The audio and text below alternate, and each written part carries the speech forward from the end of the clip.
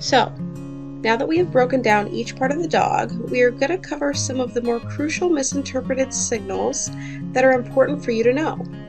In this video, we are going to tell you about multiple types of signals and their meanings, and then the videos following will be specific examples that you may recognize or have already seen in your pup.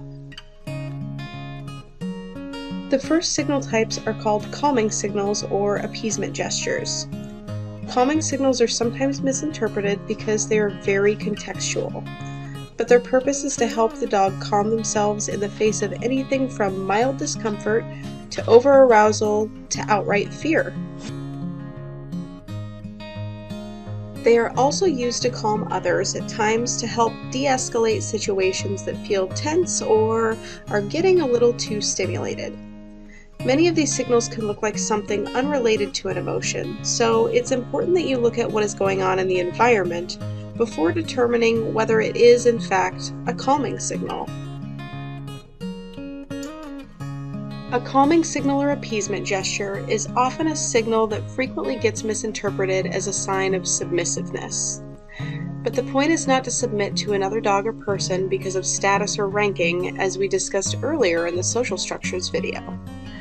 When directed at others, they are designed to let the other being, dog or otherwise, know that they mean no harm, and they don't want any conflict. Kind of like saying, "Please give me space, I don't want any trouble," or "I want you to know I'm not a threat, let's be friends."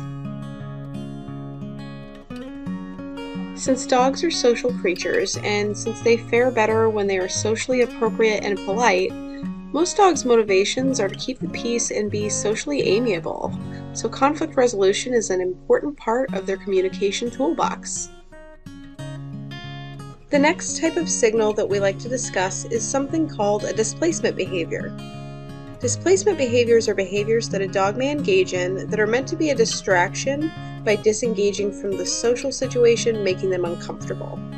They often look like the dog is super busy with another task that's normal for them to do, but when you examine the context or timing, you may notice that they are doing so deliberately so as to remove themselves or avoid their situation. Calming signals, appeasement gestures, and displacement behaviors are all signals that may be subtle to us, but are an important part of the canine language. Stick around for the next several videos where we will break down examples of these communication signals so you know what to look for. As always, let us know if you have any questions.